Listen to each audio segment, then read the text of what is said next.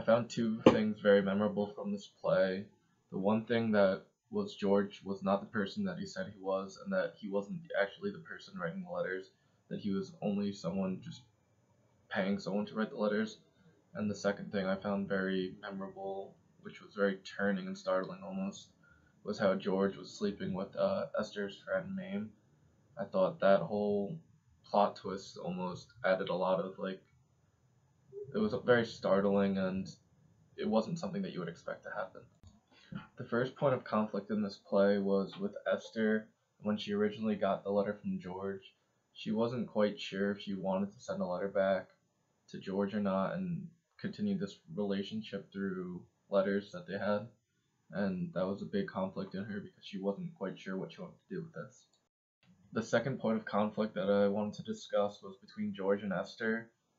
Esther had been saving $100 for every year that she had worked sewing intimate apparel, and George wanted to take that money and buy horses with it.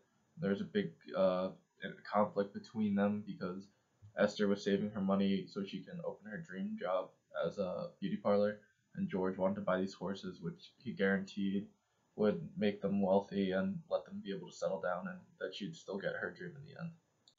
A third conflict is an internal conflict for Esther. She's not very good with the whole romance and relationships, and she starts to find herself torn between Mr. Marks, the person who sells her fabric, and George, the person that she's actually married to.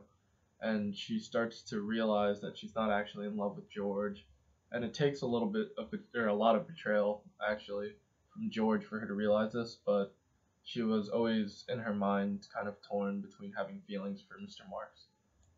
I think this play both reinforces and reinvents our understanding of the African American experience, because Esther goes on and says how she's just an African American woman, how she's never really had anything, how she's been poor, and how she had to come from the South and basically came to New York with nothing.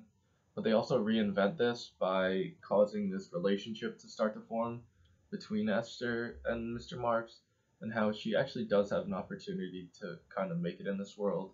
And through her hard work, she does have opportunity. So I think they kind of reinvent that side of it.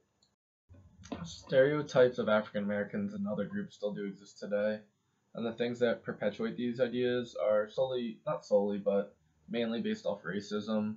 Racism is something that minority groups, African Americans, face every day, from day to day. I mean, one prime example of this is the Michael Brown shooting and the George Zimmerman case. The things that perpetuate these even more is that the history of racism is kind of rooted in the United States and how it became. I mean, the Europeans came over and treated the Indians unfairly, and it's kind of rooted in our society.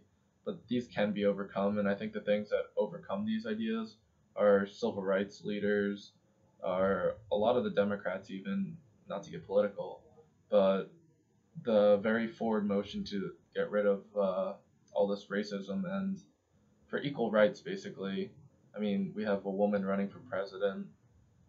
I think these things are very important for our society because they show us that these stereotypes are not true, and that these stronger people can overcome these stereotypes and lead by example. Maybe others will follow in their path.